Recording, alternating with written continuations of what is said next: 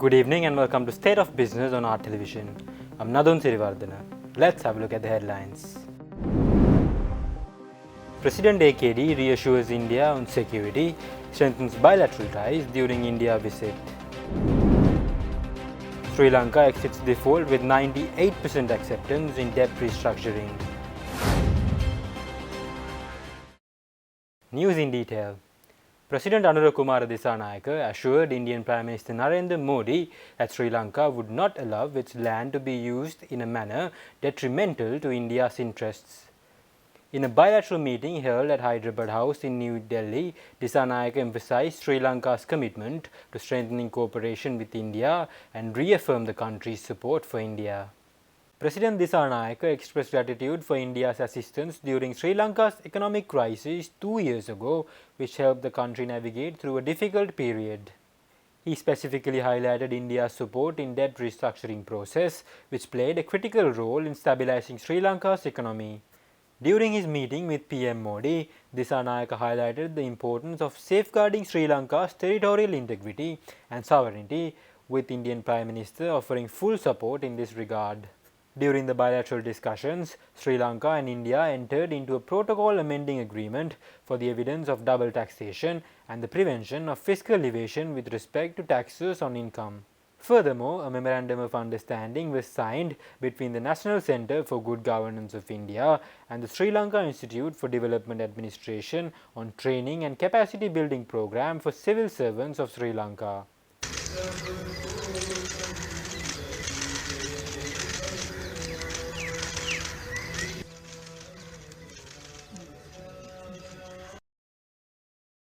Earlier today, President Anura Kumara Dissanayake was ceremoniously welcomed at the Rashtrapati Bhavan in India by President Draupadi Murmu and Prime Minister Narendra Modi. President Dissanayake also held talks with Indian External Affairs Minister Dr. S. Jaishankar and Finance Minister Nirmala Sitharam. Upon arrival to India, President Dissanayake was received by India's Minister of State for Information and Broadcasting, Dr. S. Murugan, and Indian High Commissioner to Sri Lanka, Santosh Jha, and other officials. Indian media highlighted the visit extensively, with major roundabouts in New Delhi featuring billboards displaying the images of President Dissanayake and Indian Prime Minister Narendra Modi. President Dissanayake is accompanied by Minister of Foreign Affairs, Foreign Employment and Tourism Vijitha Herath and Minister of Labour and Deputy Minister of Economic Development Professor Anil Jayantha Fernando.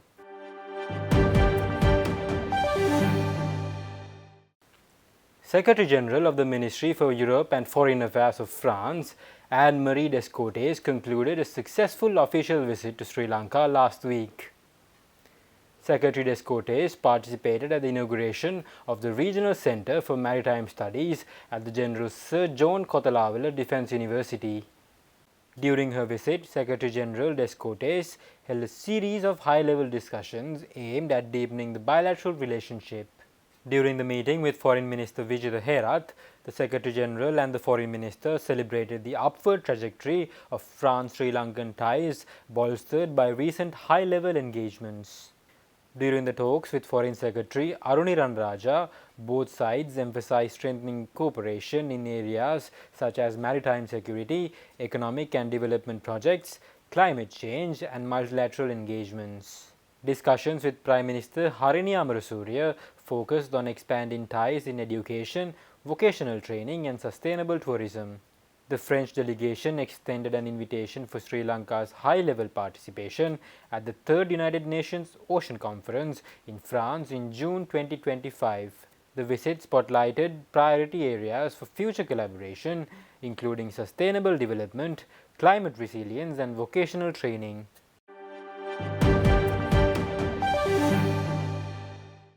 Stay tuned, we will return after this commercial break.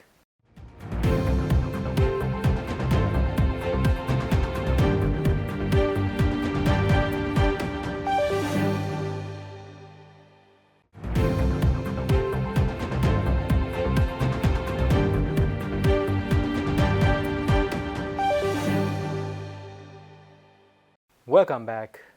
Sri Lanka wrapped up its foreign currency debt restructuring last week with the announcement of the near full acceptance of the new bonds in exchange of the existing foreign currency bonds in default for over 2 years now.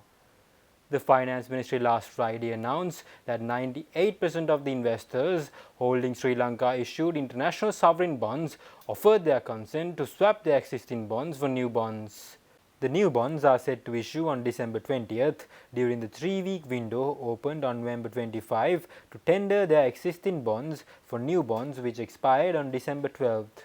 Despite the 98% consent for the total value of the bonds in default, a separate report showed that Sri Lanka received only 73% acceptance for its bonds matured in 2022. Hamilton Reserve Bank filed a lawsuit against Sri Lanka after the latter's announcement of the default in 2022, insisting on full payment, but the proceedings were stayed until the exchange was carried out. Sri Lanka is expected to receive $9.5 billion worth of debt relief over the 4-year period with the IMF, 31% decline in the coupon rate to 4.4%, and an extension of the average maturity profile by over 5 years.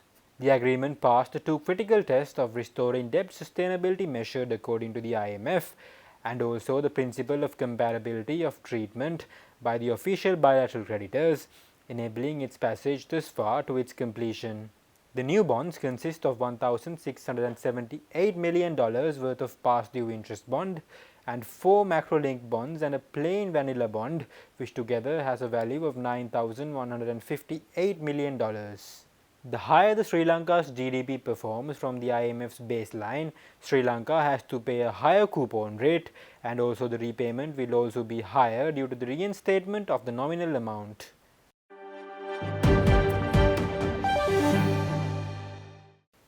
Now, the Agriculture Minister Lanka expressed his gratitude to the Russian Federation for a consignment of 55,000 metric tons of potassium chloride fertilizer, which was handed over at the Colombo harbour recently. He said that this fertilizer is a vital boost for Sri Lanka's farmers during a critical period for agriculture production. The minister announced that over 30,000 metric tons of fertilizer will be prioritised for paddy farmers, while the remainder will support coconut cultivators. Minister Lanka acknowledged challenges in paddy storage, drying and market regulation. The Paddy Marketing Board is prepared to procure a sustainable portion of the next harvest, with plans to utilise storage facilities from government institutions and private entities. Russian Ambassador Levan Zagarian emphasized that this donation is part of a broader humanitarian effort. He praised the collaborative efforts of the Sri Lankan government, UN agencies and Uralchem Group in facilitating this delivery, underscoring Russia's commitment to aiding its allies during challenging times. Speaking at the ceremony, Russian Ambassador to Sri Lanka, Levan Zagarian, said that Latvia, which is a European Union country, blocked the shipment of fertilizer to Sri Lanka for over 2 years. The ambassador said that aid for Sri Lanka was blocked on the basis of the economic sanctions imposed on Russia by the European Union. Today, in a time of global food production instability and rising food costs, the Russian Federation and Uralchem Group, a major global producer and exporter of mineral fertilizers, are handing over humanitarian consignment of mineral fertilizers to the people of Sri Lanka. We were waiting for these fertilizers for 2.5 years. Unfortunately, it was blocked in Latvia, one of the European Union countries, because of the illegal sanctions against the Russian Federation. Finally, we, together with the help of our friends, managed to settle down this problem, and finally the fertilizers have reached Colombo. That's why I would like to express my gratitude to all our friends and partners, including the United Nations resident coordinator, Mr. Marc-André Franch, and Mr. Siddiqui, to you personally, for your assistance. It's a sort of criticism against European Union. The donation is completely free of charge. It comes without any conditions and aims to ensure a stable food supply and further the development of this wonderful nation. The delivery of 55,000 tons of potash fertilizer was organized through the joint efforts, as I mentioned.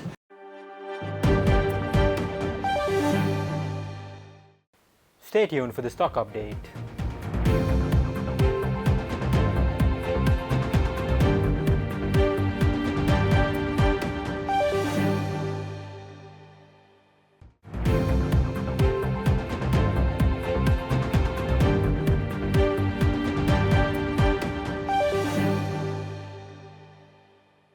Trading at Colombo Stock Exchange ended on positive notes today. The All Share Price Index gained by 295.10 points to close at 14,500.44. And the S&P SL20 gained by 105.37 points to close at 4,349.82. The turnover was 8.2 billion rupees and over 211 million shares were traded.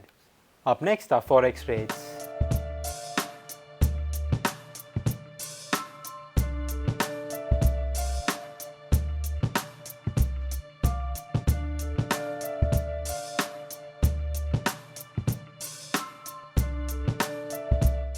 That's all our news for today. For this and more, subscribe to our channel on YouTube and follow us on Facebook. Take care and good night.